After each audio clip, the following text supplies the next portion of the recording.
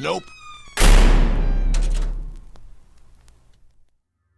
While driving through the rural landscape of northern Montana, I noticed something strange.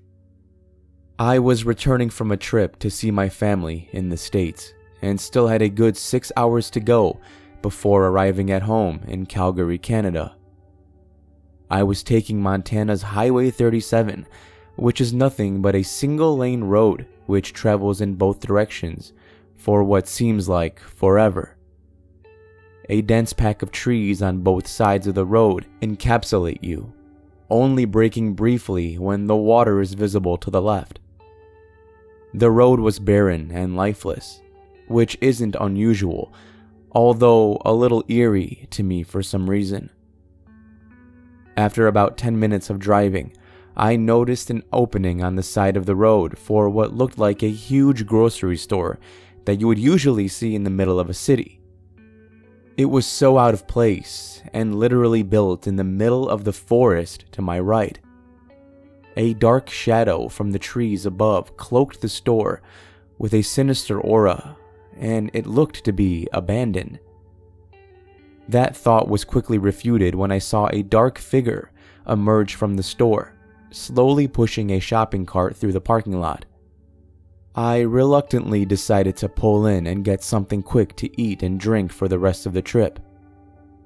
The whole lot was devoid of cars and any signs of life, and I decided to enter, despite the person I saw leaving, who now vanished somewhere in the darkness without a car in sight to return to. Rays from the sun were breaking through the trees and leaving little areas of light scattered haphazardly all across the parking lot. I walked up to the automatic sliding door and tried to look inside, but there didn't seem to be any windows and the doors were plastered with old newspaper articles.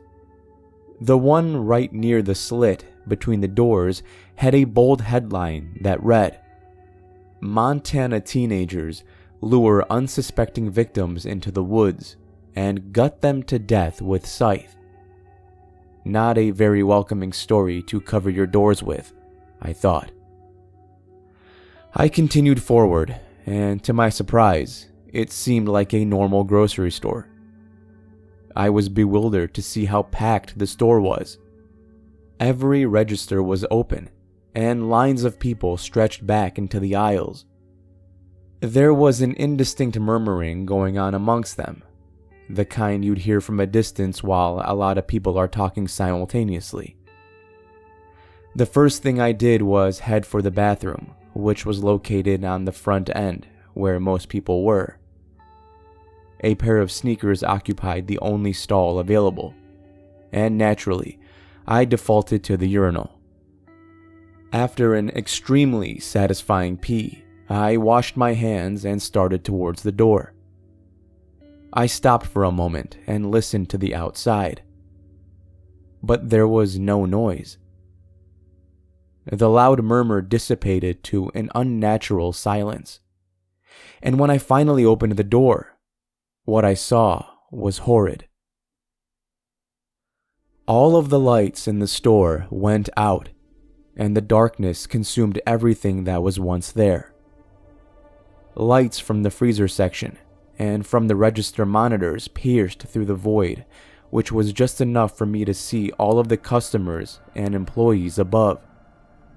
They were all hanging from ropes attached to the ceiling, dangling and bumping into one another like wind chimes. They were all fully clothed, although their skin was already an ashen color, the color of death, and their bodies hung there, lifelessly. In tandem, the bodies all opened their eyes, which quickly darted at me and held a frozen contact with my face. Their eyes were pure black and began to leak a substance which looked to me like blood. This wasn't only in the front end, though, and I realized that the entire store was filled with these hanging bodies that were all staring at me. It had to have been hundreds of them throughout the entire place, and the ones that were further back were featureless to me and looked like levitating shadows, slowly swaying and dancing. I quickly slammed the door shut and took a deep breath, which echoed throughout the bathroom. The lights in here were still on, but were very dim and emitted a subtle humming noise. I grabbed my phone to call someone. I really don't know who, but either way, I didn't have any service. I decided I would try to make a run for it, towards the parking lot, past all the bodies, and that's when I remembered the man in the stall. My eyes slowly and cautiously shifted to the floor where the sneakers had been earlier. I knelt down to get a better look, and the shoes had disappeared. The sound of a swinging rope outweighed the hum of the light, and there was a heavy bang on the other side of the stall. Again, I slowly shifted my head up, and it was exactly what I was expecting. Another body, hanging from the ceiling, staring at me with its cold black eyes. I let out a scream, and without hesitation, bolted for the door, and then sprinted for the main entrance. My body slammed into the door, and it wouldn't open even though I was standing on the pressure plate. I grabbed the fire extinguisher to my left, and relentlessly smashed into the glass on the door, but yielded no results. On the other side of the newspaper, there was another headline that read, "Satanic cult traps local hikers in forest, burns it to the ground, killing all 3. I was in the midst of reading the different headlines covering the door when I heard a loud snapping sound from behind me. Every single hanging body dropped to the floor at the same time and hit the floor, making a painfully loud snapping noise that reverberated throughout the desolate store. The abruptness of this terrified me, and I was appalled at what I had witnessed. The bodies just laid there, dead and motionless, all over the tile floor. Lights from the freezers reflected off of their paper white skin. It looked like there was a murder scene at the store, and the floor was covered with white chalk outlines. I decided to head towards the back and try to find another exit, but I was not hopeful that anything would actually turn up. While passing a register, I decided to examine one of the corpses and see if I could draw any conclusions from there. I turned it over so it was facing me, and I was disgusted when I saw the face. Its eyes were now sewn shut, ears cut off, nose missing, and a wide mouth stretched across the bottom of its face. I checked a couple more of the bodies, and they all possessed these same horrifying features, including a long bruised line across the neck from the rope. I was suddenly interrupted by a loud hissing noise coming from the store's loudspeaker that quickly ceased and was followed by a slow and raspy breathing noise. I looked around the store nervously, trying to find the source of the sound coming from the loudspeaker, and I saw that one of the bodies was now standing at one of the registers across from me. It was holding up the microphone to its elongated mouth, hunched over the till, and looking down aisle 6 at something. The noise continued for another 2 minutes as I stood and watched in shock, trying to be as quiet as possible. While walking backwards to keep my eye on it, I tripped over another body behind me, and the breathing noise completely stopped. Staying on the floor, I heard sluggish footsteps from somewhere in front of me that were moving to the left. I peeked out from behind the register and saw that this creature, I won't even refer to it as human anymore, was walking slowly in my direction. It was once a woman with short and curly brown hair, extremely tall in height and very bony. It was wearing a black dress which included a see-through black veil in front of the face.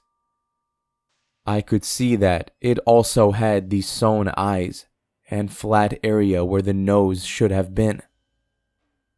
I slowly got up and started walking towards the right where the aisles were. But as soon as I got a couple of steps away, its empty face rapidly locked onto me. It let out an ear-piercing screech and a subsequent hiss in my direction from across the room. This was when I decided to run. Run faster than I ever have previously in my life.